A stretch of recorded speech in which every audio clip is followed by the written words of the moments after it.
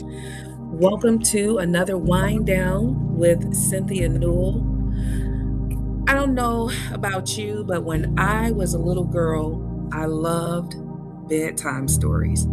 I loved the power of imagination, and I loved to be able to drift off to sleep just wondering about the characters or the story or the neighborhood or whatever it was that was read to me. And so bedtime stories is a wonderful way to wind down from a long day, just allowing yourself to relax and release the day and just listen. And so tonight I'm going to read a bedtime story. This story comes from Maya Angelous' book, Letter to My Daughter. And this story is titled Mother's Long View. And I love this story. It's such a beautiful story. The story says, independence is a heady draft, and if you drink it in your mouth, it can have the same effect on the brain as young wine. It does not matter that its taste is not very appealing. It is addictive, and with each drink, the consumer wants more. When I was 22 and living in San Francisco, I had a 5-year-old son, 2 jobs, and 2 rented rooms with cooking privileges down the hall. My landlady, Mrs. Jefferson, was kind and grandmotherly. She was a ready babysitter and insisted on providing food for her tenants. Her ways were so tender and her personality so sweet that no one was mean enough to discourage her disastrous culinary exploits. Spaghetti at her table, which was offered at least 3 times a week, was a mysterious red, white, and brown concoction. We would occasionally encounter an unidentified piece of meat hidden among the pasta.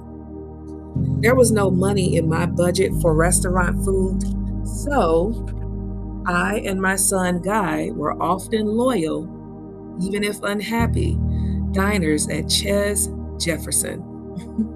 My mother had moved from Post Street into a 14-room Victorian house on Fulton Street, which she filled with Gothic, heavily carved furniture.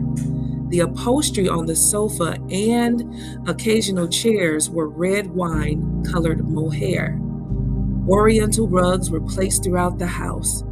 She had a live-in employee who cleaned the house and sometimes filled it as a cook helper. Mother picked up Guy twice a week and took him to her house where she fed him peaches and cream and hot dogs. But I only went to her house at our appointed time. She understood and encouraged my self-reliance. We had a standing appointment, which I looked forward to eagerly. Once a month, she would cook one of my favorite dishes and I would go to her house. One lunch date stands out in my mind. I call it the Vivian's Red Rice Day. When I arrived at the Fulton Street house, my mother was dressed beautifully. Her makeup was perfect and she wore good jewelry. After we embraced, I washed my hands and we walked through the formal dark dining room into the large, bright kitchen. Much of lunch was already on the table. Vivian Baxter was very serious about her delicious meals. On that long ago Red Rice Day, my mother had placed on the table a crispy, dried, roasted capone. No dressing, no gravy, and a simple salad, no tomatoes or cucumbers. A wide-mouthed bowl covered with a platter set next to her plate. She fervently dressed the food with a brief prayer and put her left hand on the platter and her right hand on the bowl. She turned the dishes over and gently loosened the bowl from its contents and revealed a tall mound of glistening red rice, my favorite food in the whole wide world. It was decorated with finely minced parsley and the green stalks of scallions. The chicken and salad do not feature so prominently on my taste buds memories, but each grain of red rice is emblazed on the surface of my tongue forever. Glutinous and greedy negatively describe the hearty eater offered the seduction of her favorite food. 2 large portions of rice sated my appetite, but the deliciousness of the dish made me long for a larger stomach so that I could eat 2 more helpings. My mother had plans for the rest of the afternoon, so she gathered her wraps and we left the house together. We reached the middle of the block and were enveloped in the stinging acid aroma of vinegar from the pickle factory on the corner of Fillmore and Fulton Streets. I had already walked ahead. My mother stopped me and said, "Baby." I walked back to her. "Baby, I've been thinking, and now I am sure you are the greatest woman I've ever met." My mother was 5 feet 4 inches to my 6 foot frame. I looked down at the pretty little woman and her perfect makeup and diamond earrings, who owned a hotel and was admired by most people in San Francisco's Black community. She continued, "You are very kind, very intelligent, and those elements are not always found together. Mrs. Eleanor Roosevelt, Dr. Mary McLeod Bethune, and my mother, yes, you belong in that category. Here, give me a kiss." She kissed me on the lips and turned and jaywalked across the street to her beige and brown Pontiac. I pulled myself together and walked down to Fillmore Street. I crossed there and waited for the number 22 streetcar. My policy of independence would not allow me to accept money or even a ride from my mother, but I welcomed her wisdom. Now, I thought of her statement. I thought, suppose she is right. She's very intelligent, and she often said she didn't fear anyone enough to lie. Suppose I really am going to be somebody. Imagine that.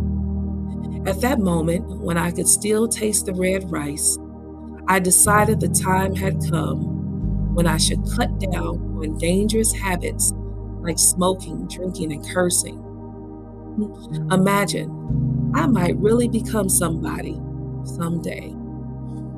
So that was a story from Maya Angelous' book, Letter to My Daughter. And I feel like a bedtime story is the perfect way to wind down from a long day, a busy day, just to let your imagination run free and wild and be read to.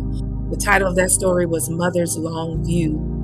And I love how she ended the story, and she says, imagine that I can become somebody someday. And so as we drift off into our sweet lullabies, just imagine what you can become, what you are becoming, what God is doing in your life, and just get excited. Imagine all that God has in store for you being delivered right to your doorstep at the right time. Just imagine. Let your imagination run free.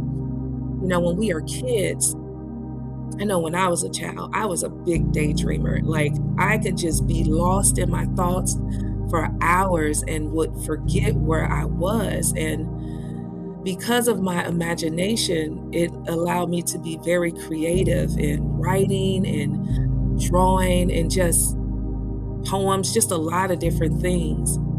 And I noticed that as an adult, like, sometimes it's difficult for me to imagine because reality just cuts it all down. It's just like, nope, get out of there. Let's deal with the real stuff. But as we prepare for bed tonight, I want us to just imagine us living that day in our new life that we wrote in our journal for this journal challenge or a previous journal challenge.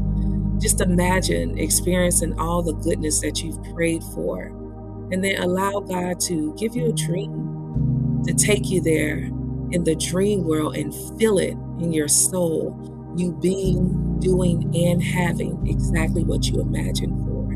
So that's it for tonight. I hope you all enjoyed tonight's wind down session. Teresa will be here tomorrow, and I will be back Thursday. And I just want to say good night, everybody.